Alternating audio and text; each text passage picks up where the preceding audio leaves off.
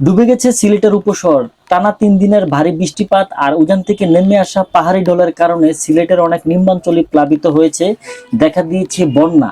আর সেই সঙ্গে সিলেটের উপশহরের অনেক এলাকায় বন্যায় প্লাবিত হয়েছে। আপনারা দেখতে পাচ্ছেন এই মুহূর্তে আমি রয়েছি সিলেট উপশহরের সি ব্লকের মেইন রাস্তার মধ্যে। এই রাস্তার মধ্যে প্রায় 2 থেকে 2.5 ফুট পরিমাণ পানি জমে গেছে রাস্তার মধ্যে।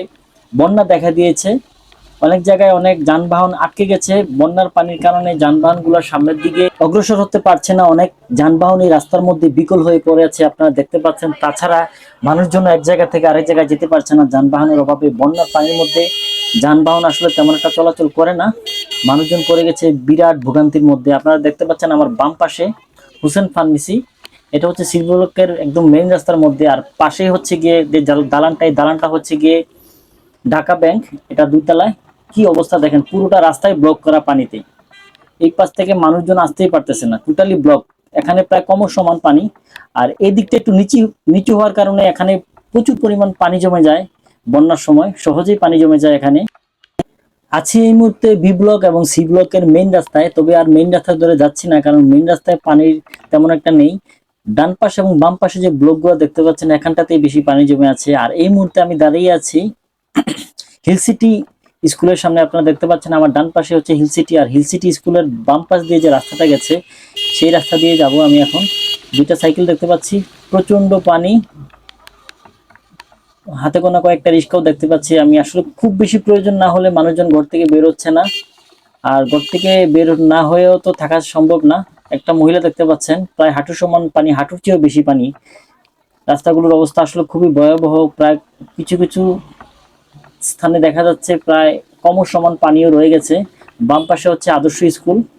আদর্শ স্কুলের সামনের রাস্তাটার পানির গভীরতা আরো অনেক বেশি, কারণ এই রাস্তাটা অনেকটাই নিচু।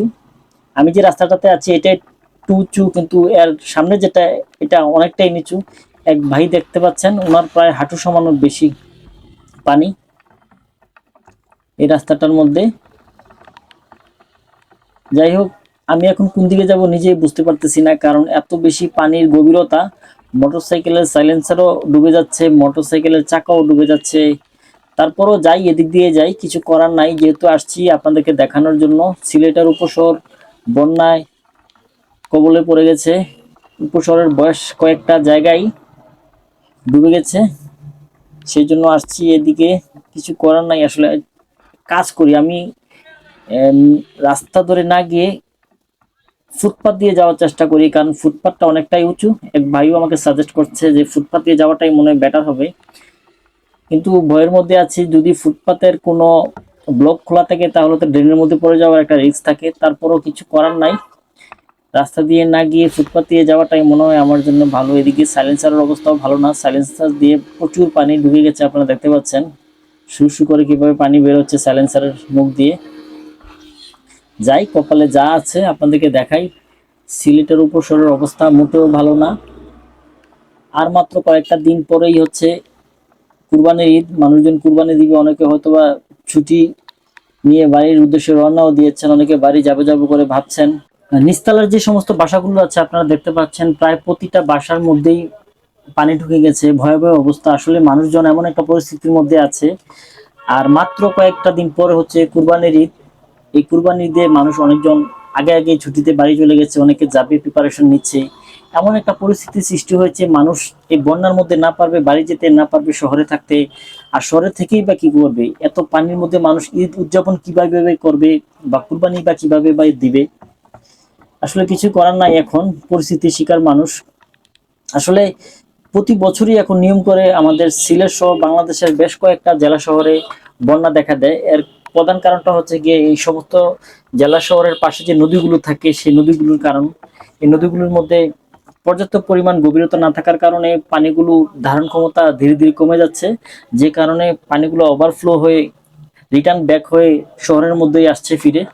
আর এতে করে দেখা দিচ্ছে মারাত্মক রকমের বন্যা। আপনারা দেখতে পাচ্ছেন যেদিকে তাকান না কেন সেদিকেই শুধু পানি, পানি আর পানি। নিচতলা যাদের বাসা বাড়ি আছে, ফার্নিচার আছে, সবগুলো ফার্নিচারে হয়তো বা পানিতে ডুবে গেছে। কিছু করার নাই, আসলে পরিস্থিতির শিকার মানুষ। এখান থেকে মুক্তির কোনো পথ আছে কিনা আমার জানা নাই। সিলেটের অবস্থা আসলে খুবই খারাপ।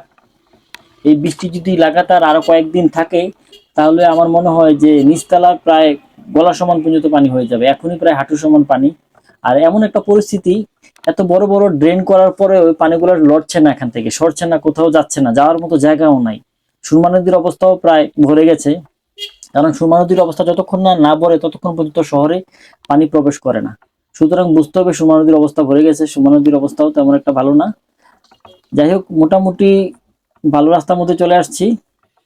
আপনারা দেখতে পাচ্ছেন এদিকটাতে তেমন একটা পানি নাই। আমার ডান পাশে হচ্ছে গিয়ে শাহজালাল উপশহর হাই স্কুল, এদিকটাতে তেমন একটা পানি নেই, অল্প আছে, অল্প পানি। এটাও আসলে শুনছিলাম, আমি মানুষের কাছে শুনেছিলাম যে দুপুরবেলা সম্ভবত অনেক বেশি পানি ছিল। আর এখন যে ভিডিওটা আমি করছি, এই ভিডিওটা হচ্ছে গিয়ে 31শে মে 2025, আর সময়টা হচ্ছে গিয়ে সন্ধ্যার আগ মুহূর্ত, প্রায় 5:30-6টা হবে। এখনো এখানে রাস্তার মধ্যে পানি জমে আছে। এখন তেমন একটা বৃষ্টি নাই, কিন্তু সারাদিন প্রচুর বৃষ্টি ছিল, সারাদিন প্রচুর বৃষ্টি ছিল। তো এই হচ্ছে সিলেটের অবস্থা। এখন তেমন একটা বৃষ্টি নাই, পানি আস্তে আস্তে কমতে শুরু করছে, কিন্তু বৃষ্টি যদি নেক্সট টাইম আসে তাহলে সিলেটের অবস্থা আরো ভয়াবহ অবস্থা হয়ে যাবে। আসলে সবাই সিলেটের জন্য দোয়া করবেন। আজকের মতো বিদায় নিচ্ছি, সবাই ভালো থাকবেন, সুন্দর থাকবেন, সুস্থ থাকবেন। আল্লাহ হাফিজ।